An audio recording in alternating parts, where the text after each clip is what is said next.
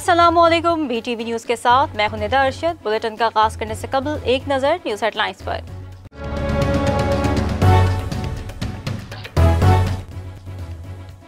इमरान खान ने 1 करोड़ घर देने का वादा किया था। ये घर मजदूरों के लिए नहीं बल्कि एक साजिश है। Chairman peoples party Bilawal Bhutto का सक्खर में फ्लैट्स तकसीम करने की तकरीब से खिताब। कहा, वजीर आजम हाउसिंग स्कीम काला धन सफेद करने का तरीकेकार है। ये सिंध के जजायर पर कब्जा करके घर बनाना चाहते हैं। ये लोग सिंध की गैस भी छीन रहे हैं। हम दुश्मन हुकूमत की हर साजिश नाकाम करेंगे। हुकूमत को टफ टाइम देने का मिशन। PDM का मौलाना फजल रहमान की रिहाइश गाह पर इजलास। इलेक्शन कमीशन के बाहर एहतजाज की हिकमत अमली तैयार। लीगी नायब सदर मरियम नवाज कहती हैं, PDM तहरीक को सुस्त समझने वाले नाकाम होंगे।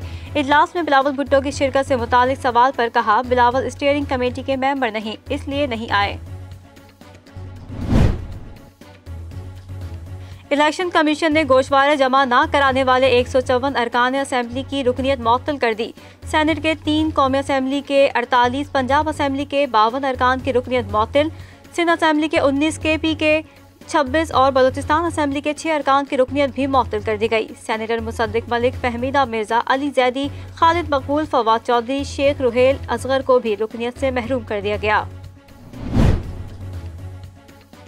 अक्टूबर नवंबर तक सिंध हुकूमत ने गंदम रिलीज करने से इनकार किया। पंजाब में 3 माह से 20 किलो आटे का थैला 820 रुपए, सिंध में 1000 रुपए का मिल रहा है। सेनेट इजलास में वफाकी सनअत व तिजारत हम्माद अजहर का इजहार ख्याल। बोले, कहा गया हुकूमत ने 4 गुना कर्जे बढ़ा दिए। नून लीग PP दौर में लिए गए कर्जों पर सूद अदा करने के लिए कर्ज लेना पड़ा। ब्रॉडशीट का केस NRO की कीमत है जो कौम को अदा करना पड़ रही है। मुस्लिम लीग नून के रहनुमा परवेज रशीद ने गिलगित बल्तिस्तान इंतखाबात को अजीब व गरीब करार दे दिया। सेनेट इजलास में कहा, गिलगित बल्तिस्तान में इस बार आज़ाद उम्मीदवार को मुंतखब किया गया। आज़ाद उम्मीदवार शामिल करके हुकूमत बने तो सिलेक्टेड कहने पर बुरा ना माना जाए। PTI की कारकर्दगी देखकर गिलगित के लोगों ने इनको वोट नहीं दिया। वजीर आजम की हिदायत पर ब्रॉडशीट के दस्तावेज पब्लिक कर रहे हैं। 2016 की ये दस्तावेज पब्लिक किए बगैर शफाफियत नहीं आ सकती। नैब और ब्रॉडशीट के दरमियान मुआहिदा जून 2000 में हुआ। मुशीर दाखिला शहजाद अकबर की प्रेस कॉन्फ्रेंस। कहा, दिसंबर 2000 में नवाज शरीफ डील करके सऊदी अरब चले गए। नैब ने 2003 में ब्रॉडशीट के साथ मुआहिदा मनसूख किया। ब्रॉडशीट के साथ सेटलमेंट पर अदायगी के वक्त पीपल्स पार्टी की हुकूमत थी। नवाज शरीफ की एवनफील्ड प्रॉपर्टी की मद में ब्रॉडशीट को हिस्सा दिया गया। इलेक्शन कमीशन में फॉरेन फंडिंग केस। लीगी रहनुमा एहसन इकबाल ने इलेक्शन कमीशन के बाहर मीडिया से गुफ्तगू में कहा, पाकिस्तान में फॉरेन फंडिंग से सियासी निज़ाम को तबाह किया गया। PTI ने 2018 के इंतखाबात में फंडिंग से फायदा उठाया। पार्लिमानी सेक्रेटरी रेलवे फर्रुख हबीब ने मुस्लिम लीग नून के इल्जामात को मुस्तरद कर दिया। बोले, वजीर आजम इमरान खान को सुप्रीम कोर्ट ने सादिक और अमीन करार दिया। कल का एहतजाज किसी NRO लेने की तैयारी है। 2019 में अक़वाम मुत्तहिदा की जनरल असेंबली में बयान किया था कैसे फाशिस्ट मोदी हुकूमत ने बालाकोट फॉल्स फ्लैग ऑपरेशन को अंदरूनी इंतखाबी फायदे के लिए इस्तेमाल किया। भारतीय मीडिया ने मोदी हुकूमत की असलियत वाज़ेह कर दी। वज़ीर आज़म इमरान खान का ट्वीट। कहा, बालाकोट वाक़े पर पाकिस्तान ने जिम्मेदारी का मुजाहिरा करते हुए खित्ते को बड़े बहरान से बचाया। आलमी बिरादरी भारत को नापाक इरादों से रोकने के लिए इक़दाम करे। पाकिस्तान के खिलाफ भारतीय अज़ाइम बेनकाब करते रहेंगे। कोरोना की दूसरी लहर के बाद मुल्क भर में तालीमी इदारों में तदरीसी अमल का आगाज हो गया। पहले मरहले में 9वीं से 12वीं तक क्लासेस शुरू होंगी। तालीमी इदारे 2 माह तक बंद रहे। छुट्टियों के दौरान ऑनलाइन क्लासों के जरिए तालीमी सिलसिला जारी रहा। 1 से 8वीं तक ग्रेजुएशन, मास्टर्स, MPhil और डॉक्टरेट की क्लास में तालीमी सरगर्मियों का आगाज 1 फरवरी से होगा। मुल्क दुश्मनों पर जमीन तंग। सिक्योरिटी फोर्सेस का जनूबी वज़ीरिस्तान के इलाके नरगोसा में ऑपरेशन। फायरिंग के तबादले में 2 दहशतगर्द उस्मान अली और वहीद हलाक। ISPR के मुताबिक ऑपरेशन के दौरान एक दहशतगर्द जख्मी हालत में गिरफ्तार। हलाक दहशतगर्दों का ताल्लुक कालादम TTP सजना ग्रुप से है। जनूबी अफ्रीकी टीम 14 साल बाद पाकिस्तान की मेहमान। दूसरे दिन भी कराची जिमखाना में प्रैक्टिस। शाहीनों और प्रोटीज का टकराव 26 जनवरी को होगा। शायकीन क्रिकेट बेताब। और उर्दू और सिंधी ड्रामों में अपने फन के जौहर दिखाने वाले नामवर अदाकार गुलाब चांडियों की दूसरी बरसी। उनकी कमी हमेशा महसूस की जाएगी।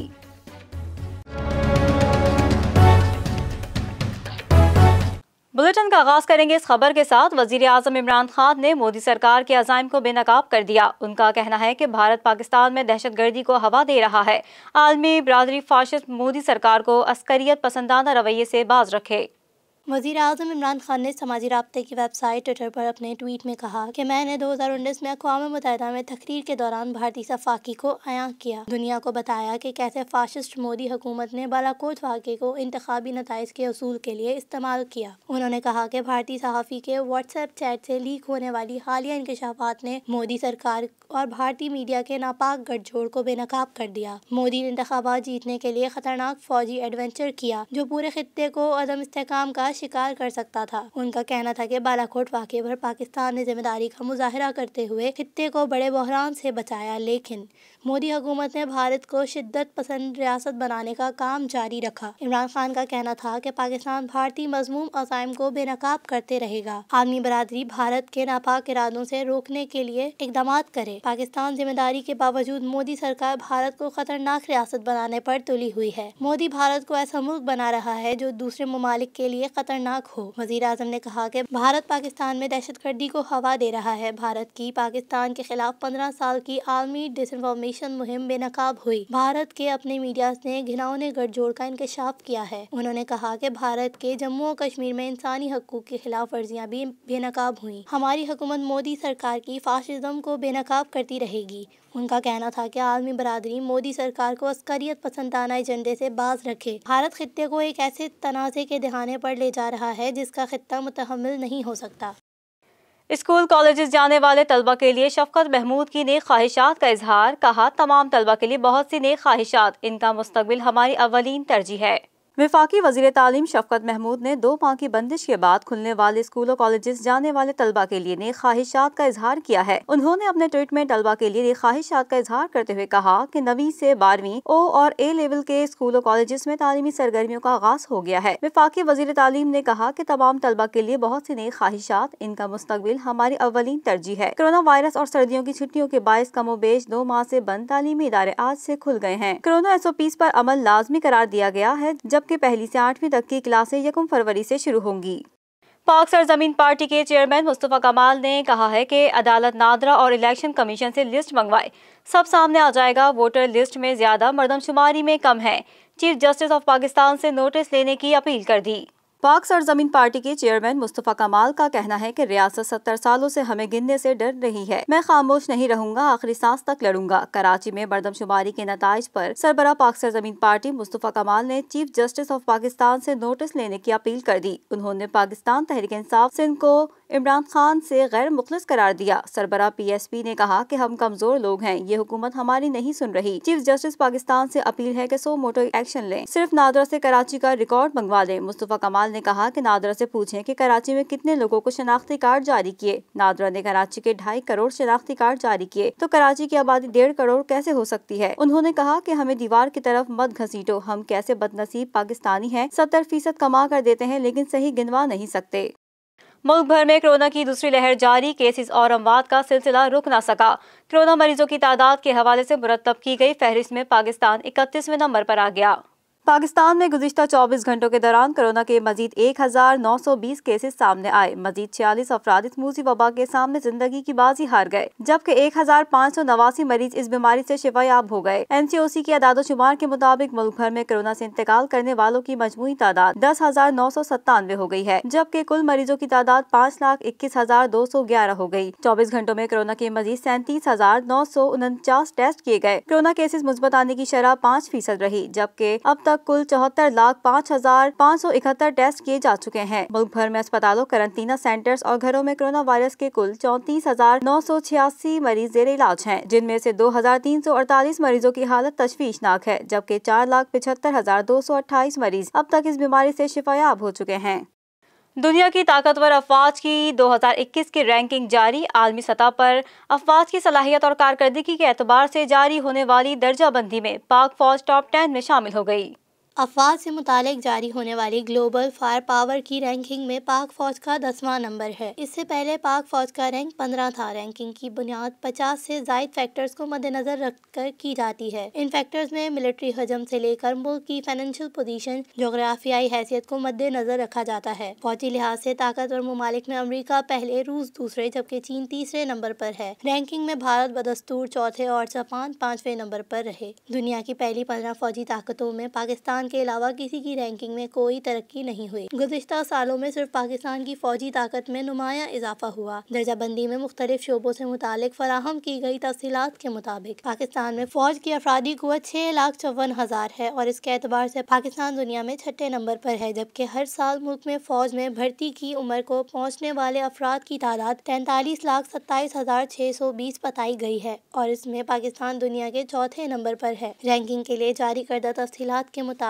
پاک فوج مالی وسائل میں دنیا کے کئی دیگر ممالک سے پیچھے ہونے کے باوجود صلاحیتوں اور کارکردگی میں دنیا کے ٹاپ 10 ممالک میں شامل ہے۔ واضح رہے کہ گزشتہ برسوں میں صرف پاکستان کی فوجی طاقت میں نمایاں اضافہ ہوا۔ پاکستان نے ایران، انڈونیشیا، اسرائیل اور کینیڈا کو پیچھے چھوڑ دیا۔ رینکنگ میں ترکی، اٹلی، مصر، ایران، جرمنی، انڈونیشیا، سعودی عرب، اسپین، آسٹریلیا، اسرائیل اور کینیڈا پاکستان سے پیچھے رہ گئے۔ سال 2021 میں مصر، جرمنی، اسرائیل، شمالی کوریا، جنوبی افریقہ، میانمار، کولمبیا، رومانیہ، میکسیکو، پیرو، ڈنمارک، عراق، شام، انگولا اور بلغاریہ دنیا کے طاقتور ترین ممالک کی فہرست میں شامل ہوئے ہیں۔ وزیر اعلیٰ پنجاب عثمان بزدار کی معاون خصوصی ڈاکٹر فردوس عاشق اعوان نے کہا ہے کہ پاک فوج دنیا کی 10 طاقتور ترین افواج میں شامل ہو گئی ہے۔ کم مالی وسائل کے باوجود پاک فوج نے کارکردگی اور صلاحیت کے باعث اپنا لوہا منوایا ہے۔ سماجی رابطے کی ویب سائٹ ٹویٹر پر اپنے بیان میں وزیر اعلیٰ پنجاب کی معاون خصوصی ڈاکٹر فردوس عاشق اعوان نے کہا ہے کہ الحمدللہ فوجی قوت میں پاکستان دنیا کا 10واں طاقتور ترین ملک بن گیا ہے۔ فردوس عاشق اعوان نے کہا کہ دنیا کی بہترین 15 افواج میں پاک فوج کی صلاحیت میں نمایاں اضافہ ہوا۔ پاکستان کے علاوہ کسی ملک کی رینکنگ میں ترقی نہ ہوئی۔ مزید کہا، نادان و ناکام سیاستدان اپنی توانائیاں ملک کی سلامتی کے ضامن اداروں کو متنازع بنانے کے بجائے اپنے محافظ ادارے کی حوصلہ افزائی اور انہیں مزید طاقتور بنانے پر خرچ کریں تو وہ وقت دور نہیں جب پاک فوج دنیا کی افواج میں سر فہرست ہوگی۔ شمالی وزیرستان میں میران شاہ دتخیل روڈ پر زیر تعمیر پولیس چیک پوسٹ کو نامعلوم افراد نے بارودی مواد سے اڑا دیا۔ مزید تفصیلات اس رپورٹ میں۔ شمالی وزیرستان کی تحصیل میران شاہ میں دتہ خیل روڈ پر گاؤں احمد خیل بابری اڈا کے قریب زیر تعمیر پولیس چیک پوسٹ کو نامعلوم افراد نے بارودی مواد سے اڑا دیا۔ شرپسند رات کی تاریکی سے فائدہ اٹھاتے ہوئے فرار ہونے میں کامیاب ہو گئے۔ مقامی حکام کا کہنا ہے کہ واقعے کے وقت چیک پوسٹ پر کوئی موجود نہیں تھا، اس لیے کسی قسم کا جانی نقصان نہیں ہوا۔ پولیس نے شواہد اکٹھے کر کے تفتیش شروع کر دی۔ یاد رہے کہ 3 روز قبل بھی شمالی وزیرستان میں میر علی سب ڈویژن کے علاقے عزیز خیل میں چیک پوسٹ کے قریب سیکیورٹی اہلکار چشمے سے پانی لے رہے تھے کہ مسلح افراد نے ان پر فائرنگ کر کے ایک سیکیورٹی اہلکار کو شہید کر دیا تھا۔ خیال رہے کہ شمالی وزیرستان میں سیکیورٹی فورسز اور عسکریت پسندوں کے مابین اکثر جھڑپیں ہوتی رہتی ہیں۔ سیکیورٹی فورسز نے حالیہ مقابلوں کے دوران متعدد اہم دہشت گردوں کو ہلاک کیا ہے، تاہم اس دوران کئی جوانوں نے ملک کی خاطر جانوں کا نذرانہ بھی پیش کیا ہے۔ بے بسی اور گھریلو ناچاکیوں نے ایک اور زندگی نگل لی۔ کراچی میں نجی کمپنی کے سیکیورٹی گارڈ نے اپنے ہی ہاتھوں اپنی زندگی کا خاتمہ کر دیا۔ کراچی میں 27 سالہ شخص نے دل برداشتہ ہو کر موت کو گلے لگا لیا۔ اعظم بستی کا رہائشی عبدالغفار نجی کمپنی میں سیکیورٹی گارڈ تھا اور عبداللہ شاہ غازی کے مزار کے قریب اسپورٹ کمپلیکس میں تعینات تھا۔ عبدالغفار کی 5 سال قبل شادی ہوئی تھی۔ بیوی 1 سال پہلے ناراض ہو کر 3 بچوں کو لے کر اپنے میکے خانپور چلی گئی تھی۔ سیکیورٹی گارڈ کے بھائی کا کہنا ہے کہ عبدالغفار کا اپنے ساس سسر سے جھگڑا چل رہا تھا۔ وہ اپنی بیوی کو بولتا تھا کہ کام یہیں کرتا ہوں تو یہیں آ جاؤ، تاہم اس کی بیوی وہیں رہنا چاہتی تھی۔ پولیس کے مطابق غفار نے سیکیورٹی کمپنی کے اسلحے سے خود کو سینے پر گولی مار کر خودکشی کر لی۔ پولیس نے شواہد اکٹھے کر کے لاش ورثہ کے حوالے کر دی۔ شامل کریں گے بین الاقوامی خبریں BTV انٹرنیشنل میں۔ امریکہ کے نو منتخب صدر نے پاکستانی نژاد سلمان احمد کو اپنی خارجہ پالیسی کی ٹیم میں شامل کر لیا۔ اس سے قبل بھی جو بائیڈن ایک اور پاکستانی کو اپنی ماحولیات کی ٹیم میں اہم عہدے پر فائز کر چکے ہیں۔ جو بائیڈن نے مقبوضہ کشمیر سے تعلق رکھنے والی سمیرہ علی اور عائشہ شاہ کو بھی اپنی ٹیم میں شامل کیا ہے۔ نامنتخب امریکی صدر جو بائیڈن نے پاکستانی نژاد امریکی شہری سلمان احمد کو امریکی وزارت خارجہ میں بطور ڈائریکٹر پالیسی پلاننگ کی ذمہ داری پر فائز کر دیا ہے۔ سلمان احمد اس سے قبل سابق صدر اوباما کے دور میں نیشنل سیکیورٹی کونسل میں اسٹریٹجک پلاننگ کے سربراہ کی ذمہ داریاں نبھانے کے ساتھ ساتھ امریکی مشن کے چیف آف اسٹاف اور اقوام متحدہ میں امریکی مستقبل نمائندے کے سینئر پالیسی ایڈوائزر بھی رہ چکے ہیں۔ قبل ازیں وہ اقوام متحدہ میں 15 سالہ مختلف عہدوں پر کام کر چکے ہیں۔ وہ انٹرنیشنل افیئرز اور معاشیات میں ماسٹرز کی ڈگری رکھتے ہیں۔ اسی طرح جو بائیڈن نے مقبوضہ کشمیر سے تعلق رکھنے والی سمیرا علی اور عائشہ شاہ کو بھی اپنی ٹیم میں شامل کیا ہے۔ سمیرا علی نیشنل اکنامک کونسل جبکہ عائشہ شاہ کو white house digital strategy team کا حصہ بنایا گیا ہے۔ علاوہ ازیں بھارتی مسلم خاتون عذرا ضیاء کو ہتھیاروں کی روک تھام، جمہوریت اور انسانی حقوق کا انڈر سیکرٹری تعینات کیا گیا ہے۔ اس کے علاوہ گزشتہ ماہ ہی نامنتخب امریکی صدر جو بائیڈن نے پاکستانی نژاد امریکی شہری علی زیدی کو ڈپٹی نیشنل کلائمیٹ ایڈوائزر کی حیثیت سے اپنی ماحولیاتی ٹیم میں شامل کیا تھا۔ امریکی کمپنی فائزر کی کرونا ویکسین بزرگوں کی جانی دشمن بن گئی۔ چین نے ناروے میں ہونے والی اموات پر خاموشی اختیار کرنے پر مغربی میڈیا کو تنقید کا نشانہ بنا دیا۔ ناروے میں 27 دسمبر سے امریکہ کی تیار کردہ فائزر ویکسین لگانے کا سلسلہ جاری ہے اور اب تک 42,000 افراد کو ویکسین کی پہلی خوراک دی جا چکی ہے۔ رپورٹ میں بتایا گیا ہے کہ ویکسین لگوانے کے بعد 75 سے 80 سال کی عمر کے 29 افراد جاں بحق ہو چکے ہیں۔ اس حوالے سے نارویجین میڈیسن ایجنسی نے اپنے بیان میں کہا کہ ملک میں صرف فائزر ویکسین ہی لوگوں کو لگائی گئی ہے اور تمام اموات اسی ویکسین سے متعلق ہیں۔ ایجنسی کے مطابق تمام اموات زائد عمر کے افراد کی ہوئیں جن میں شدید نوعیت کے منفی اثرات دیکھے گئے، جبکہ ویکسین لگوانے والے زیادہ تر افراد میں بخار، متلی اور الٹی جیسے متوقع ریئیکشن دیکھے گئے۔ ناروے نے بزرگ افراد پر صحت سے متعلق فائزر ویکسین کے حفاظتی اقدامات پر تشویش کا اظہار بھی کیا ہے۔ دوسری جانب چین نے ناروے میں ہونے والی اموات پر خاموشی اختیار کرنے پر مغربی میڈیا کو تنقید کا نشانہ بنایا ہے۔ اور اب شامل کریں گے کاروباری دنیا سے خبریں بی ٹی وی بزنس میں۔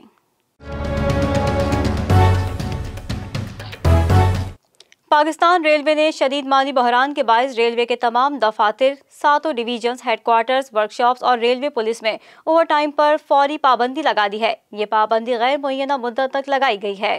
اس پابندی کا باقاعدہ نوٹیفیکیشن بھی جاری کر دیا گیا ہے۔ نوٹیفیکیشن میں تمام دفاتر، ورکشاپوں کے سربراہان اور افسران کو ہدایت جاری کی گئی ہے کہ کسی بھی ملازم سے بلا وجہ اوور ٹائم نہ لیا جائے اور سرکاری کام کو تقسیم کر کے دفتری اوقات کار میں ہی مکمل کرایا جائے۔ پاکستان ریلوے میں پہلی بار اوور ٹائم پر پابندی لگائی گئی ہے۔ اس پابندی پر ریلوے تنظیمیں سراپا احتجاج بن گئی ہیں۔ ریلوے تنظیموں کے قائدین مبارک حسین، عامر رضا، آفتاب شاہ، خرم راٹھور، راشد اقبال، چودھری عامر نے یہ پابندی فوری ختم کرنے کا مطالبہ کرتے ہوئے کہا ہے کہ پابندی ختم نہیں کرنی تو فوری طور پر ملازمین کی تنخواہوں میں 100% اضافہ کر دیا جائے، اور اعلان کیا ہے کہ اوور ٹائم بحال نہ ہوا تو ملک بھر کے اسٹیشنوں، ڈویژنوں پر احتجاج ہوگا۔ شامل کریں گے شوبز کی خبریں بی ٹی وی انٹرٹینمنٹ میں۔ افسانہ نگاری کو نئی نہج پر پہنچانے والے سعادت حسن منٹو کو بچھڑے 65 برس بیت گئے۔ سعادت حسن منٹو نے انسانی رویوں میں بے حسی اور معاشرتی بدحالی کے ساتھ جنگ آزادی کے بعد انگریزوں کے ظلم و ستم کو اپنے افسانوں کا موضوع بنایا۔ 11 مئی 1912 کو لدھیانہ میں پیدا ہونے والے سعادت حسن منٹو نے ابتدائی تعلیم امرتسر میں حاصل کی۔ علی گڑھ یونیورسٹی میں تعلیم کا آغاز کیا، مگر تعلیم مکمل کیے بغیر ہی فنی زندگی کا آغاز کرنا پڑا۔ انہوں نے آل انڈیا ریڈیو کے لیے ڈرامے اور فیچر لکھے اور متعدد رسالوں میں کہانیاں اور مکالمے تحریر کیے اور قیام پاکستان کے بعد لاہور چلے آئے۔ منٹو کے افسانوں میں ٹوبہ ٹیکسنگ، کھول دو ٹھنڈا گوشت، دھواں، نیا قانون، نمرود کی کھدائی، سڑک کے کنارے اور بو کو اردو کا شاہکار تسلیم کیا جاتا ہے۔ اردو ادب کے شاہکار تخلیق کرنے کے باوجود ان کے لکھنے کے بے باک انداز کے باعث انہیں کئی مقدمات کا سامنا بھی کرنا پڑا۔ انسانی نفسیات کو موضوع بنانے والے اس افسانہ نگار نے قیام پاکستان کے بعد شہر زندہ دلان میں بسیرا کیا اور فیض احمد فیض، ناصر کاظمی، احمد ندیم قاسمی جیسے بڑے ادیبوں کے شانہ بشانہ ادبی روایات کو مستحکم کیا۔ سعادت حسن منٹو کے بیشتر ڈراموں کو فلمانے کے علاوہ سٹیج پر بھی پیش کیا گیا۔ ادبی خدمات کے اعتراف میں حکومت نے انہیں پاکستان کے سب سے بڑے سول اعزاز نشان امتیاز سے نوازا۔ زمانے کی تلخیوں کو الفاظ میں پرونے والا یہ عظیم افسانہ نگار 18 جنوری 1955 کو داغ مفارقت دے کر گوشہ ادب کو ہمیشہ کے لیے ویرانی میں چھوڑ گیا۔ اپنی قبر کے کتبے کے لیے خود تحریر لکھی کہ یہ سعادت حسن منٹو کی قبر ہے، جو اب بھی سمجھتا ہے کہ اس کا نام لوح جہاں میں حرف مقرر نہیں تھا۔ عالمی شہرت یافتہ پاکستانی اداکارہ ماہرہ خان نے انسٹاگرام پر 7 ملین فالوورز کا سنگ میل عبور کر لیا ہے، جس کے بعد وہ انسٹاگرام پر ایمن خان اور عائزہ خان کے بعد تیسری مقبول اداکارہ بن گئی ہیں۔ سرمد سلطان کے ڈرامے سے شہرت کی بلندیوں تک پہنچنے والی اداکارہ ماہرہ خان کے فوٹو اور ویڈیو شیئرنگ ایپ انسٹاگرام پر 7 ملین یعنی 70 لاکھ فالوورز ہو گئے۔ انسٹاگرام پر 7 ملین فالوورز کے بعد ماہرہ خان پاکستان میں سب سے زیادہ انسٹاگرام پر فالو کی جانے والی اداکاراؤں کی فہرست میں تیسرے نمبر پر اپنی جگہ بنانے میں کامیاب ہو گئیں۔ ماہرہ خان انسٹاگرام پر اپنی تصاویر سے زیادہ مداحوں کے لیے معنی خیز پیغام جاری کرتی ہیں اور وہ اپنے چاہنے والوں کو اپنی زندگی کے خاص لمحات سے بھی آگاہ کرتی نظر آتی ہیں۔ ماہرہ خان اکثر سوشل میڈیا سے عارضی طور پر دوری اختیار کرتی بھی نظر آتی ہیں، لیکن اس کے باوجود بھی انہوں نے یہ سنگ میل بہت ہی کم عرصے میں عبور کیا اور ماہرہ خان کئی بین الاقوامی ایوارڈز بھی اپنے نام کر چکی ہیں۔ انسٹاگرام پر سب سے زیادہ فالو کی جانے والی پاکستانی معروف اداکارہ ایمن خان ہیں، جبکہ دوسرے نمبر پر خوبصورت اداکارہ عائزہ خان ہیں۔ اور اب شامل کریں گے کھیلوں کے میدان کی ہلچل بی ٹی وی اسپورٹس میں۔ پاکستان ٹیسٹ اسکواڈ کے ارکان کی پہلی کووڈ-19 ٹیسٹ کلیئر ہو گئی۔ پاکستان اور جنوبی افریقہ کی ٹیموں کے درمیان 2 ٹیسٹ میچز کی سیریز کا پہلا ٹیسٹ میچ 26 جنوری سے نیشنل اسٹیڈیم کراچی میں شروع ہوگا۔ قومی اسکواڈ کے ارکان کی ٹیسٹنگ 16 جنوری کو کھلاڑیوں کے اپنے اپنے مقامات پر ہوئی تھی۔ پی سی بی ذرائع نے اس بات کی تصدیق کی ہے کہ جن ارکان کی کووڈ-19 ٹیسٹنگ 16 جنوری کو مکمل کر لی گئی تھی، ان کی رپورٹس منفی آئی ہیں۔ پاکستان ٹیسٹ اسکواڈ کے ارکان کل کراچی میں اکٹھے ہوں گے، جہاں ان کی دوسری کووڈ-19 ٹیسٹنگ ہوگی، جس کے بعد وہ بایو سیکیور ببل کا حصہ بن جائیں گے۔ پاکستان اور جنوبی افریقہ کی ٹیموں کے درمیان 2 ٹیسٹ میچز کی سیریز کا پہلا ٹیسٹ میچ 26 جنوری سے نیشنل اسٹیڈیم کراچی میں شروع ہوگا۔ مہمان ٹیم کووڈ-19 ٹیسٹنگ کلیئر آنے کے بعد گزشتہ روز ٹریننگ کا آغاز کر چکی ہے، جبکہ پاکستان کرکٹ ٹیم 21 جنوری سے ٹریننگ شروع کرے گی۔ پاکستانی ٹینس اسٹار اسام الحق آسٹریلین اوپن کے لیے میلبرن پہنچنے کے بعد اپنے ہوٹل کے کمرے میں آئسولیشن مکمل کر رہے ہیں، تاہم 4 دیواری کی قید بھی اسام کے جذبے کو کم نہ کر سکی اور انہوں نے کمرے میں ہی ٹریننگ شروع کر دی۔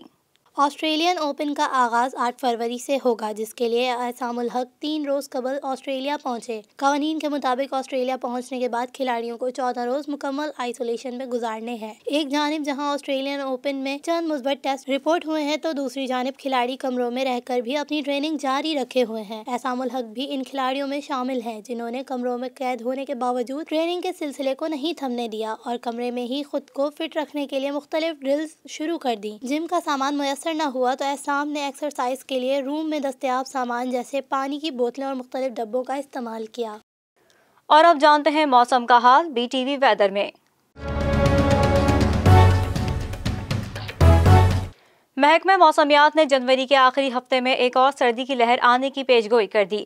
آج کراچی کا زیادہ سے زیادہ درجہ حرارت 27 سے 29 ڈگری سینٹی گریڈ تک جانے کا امکان ہے۔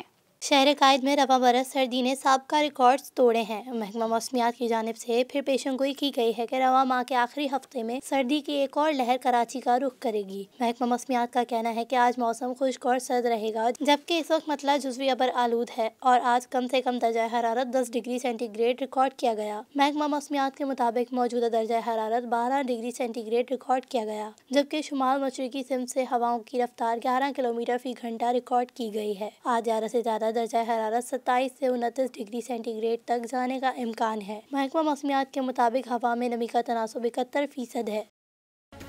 نیوز اسٹوڈیو سے فی الوقت اتنا ہی۔ مزید خبروں سے باخبر رہنے کے لیے وزٹ کیجیے ہماری ویب سائٹ www.btn.tv، لائک کریں ہمارا فیس بک پیج اور فالو کریں ہمارا انسٹاگرام پیج btv.pk۔ اس کے علاوہ سبسکرائب کریں ہمارا یوٹیوب چینل بدر ٹیلی ویژن نیٹ ورک۔